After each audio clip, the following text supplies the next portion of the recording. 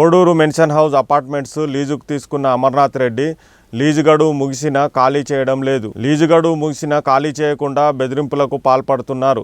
వీరు కోడూరు మెన్షన్ అపార్ట్మెంట్లో next gen women's hostel నిర్వహిస్తున్నారు. ఫ్లాట్ ఓనర్స్ నుంచి లీజుకు తీసుకున్న అమర్నాథ్ రెడ్డి భవన యజమానులకు తెలియకుండా వెంకట్రావు అనే వ్యక్తికి సబ్ లీజుకు ఇచ్చారు. పైగా అమర్నాథ్ రెడ్డి అద్దె ఇవ్వకుండా వృద్ధులైన ఓనర్లను బెదిరిస్తున్నారు. హాస్టల్ ఖాళీ చేయాలని వచ్చిన ఫ్లాట్ ఓనర్పై వెంకట్రావు రెచ్చిపోయారు, దుర్భాషలాడాడు. అపార్ట్మెంట్ ఖాళీ చేసి బిల్డింగు రిపేరు చేయాలని కోర్టు ఇచ్చిన ఉత్తర్వులు లెక్క చేయడం లేదు. అమర్నాథ్ గ్యాంగ్ అమర్నాథ్ వెంకట్రావు బెదిరింపులకు పాల్పడుతున్నారని తెలిపారు.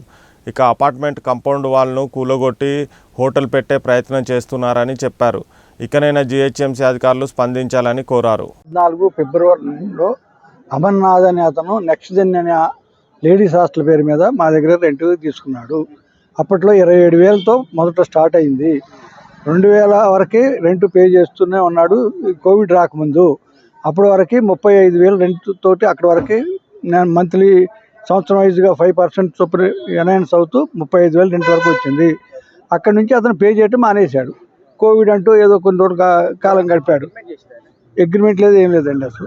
అసలు అగ్రిమెంట్లు కానీ ఏం లేదు. అయిన తర్వాత మేము కొద్ది రోజులు చెప్పాం, మరి ఏంటి దీని సంగతి అంటే ఇదిగో అది వేస్తా, రెంట్స్ ఇస్తాను లేదా అది అని చెప్పేసి కాలం గడిపాడు.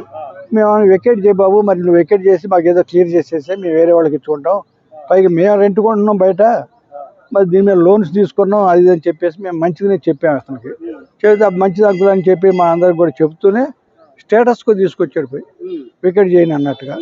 అదేంటి బాబు స్టేటస్కో తెచ్చావు, ఖాళీ చేస్తున్నావు కదా అది అంటే ఇదే లేదండి చేత అనుకుంటే మళ్ళీ కాలం గడిపాడు.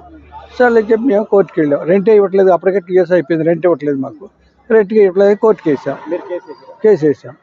కేసు వేసిన తర్వాత కోర్టు నుంచి 1 year బ్యాక్ రెంట్ మొత్తం పే చేయమని చెప్పేసి అని వచ్చింది. వచ్చినా అతను ఏం పే చేయలేదు మాకు. అట్లే అది కంటిన్యూ అయిపోతుంది. మళ్ళీ ఇప్పుడు వెకేట్ చేయమని కూడా కంప్లీట్ ఇది కూడా ఫైనల్ ఆర్డర్ కూడా వచ్చింది. ఇప్పుడు ఫైనల్ ఆర్డర్ వచ్చిన తర్వాత కూడా అది చేయకపోతే ఇప్పుడు ఎవిక్షన్కి పెడితే ఇప్పుడు వాళ్ళు బెలీఫ్గా రావటం వాళ్ళ కార్యక్రమం. మొత్తం 20 ప్లాట్లు అండి. 20 ప్లాట్లో 15 కోర్టుకు వెళ్ళినాయి. ఓ 5 కొంతమంది ఇక్కడ లేరు, వాళ్ళు వేయలేదు. ఈ 15 మందిలో 10 మందిది ఇప్పుడు ఆల్రెడీ క్లియర్గా వచ్చేసింది, ఫైనల్ ఆర్డర్స్ వచ్చేసినాయి. ఎవిక్షన్ పిటిషన్ వేసాం. అది వెకేట్ చేయించడం కోసం వాళ్ళు ఈరోజు బెలీఫ్గా వస్తూ మాకు హ్యాండ్ ఓవర్ చేస్తామంటే మేమందరం ఈ 10 మంది వచ్చాము. ఈ రోజున వస్తే వాళ్ళు ఏమేమి జరిగిందో మీరు కూడా చూశారు. అక్కడ అసలు హ్యాండ్ ఓవర్ చేయడానికి ఇచ్చేస్తూ పైగా ఇల్లీగల్ కన్స్ట్రక్షన్ కూడా చేస్తూ అనాథరైజ్డ్గా ఉన్నాడు. అతను ఎవరో వేరే అనాథరైజ్డ్ పర్సన్ ఉన్నాడు. ఇక్కడ ఉన్న ఆయన ఎవరో ఇప్పుడు మాకు తెలియదు. అసలు పర్సన్ లేడు. అమర్నాథ్ రెడ్డి అతను లేడు, ఇంకెవరో ఉన్నాడు. మేము ఉంటున్నాం ఇప్పుడు అంటాడు. అతను ఎందుకు ఉంటున్నాడు? అనాథ్ రెడ్డి ఉంటున్నట్టే కదా, మాకు తెలియదు కదా. అమర్నాథ్ రెడ్డి తోటి మాకు ఫైట్ ఈ కోర్టు నడుస్తుంది. ఆయన రావాలి, ఆయన మేము ఉన్నాం కాబట్టి మాకు తెలియదు. అన్నోన్ పర్సన్ మాకు తెలియదు అతను.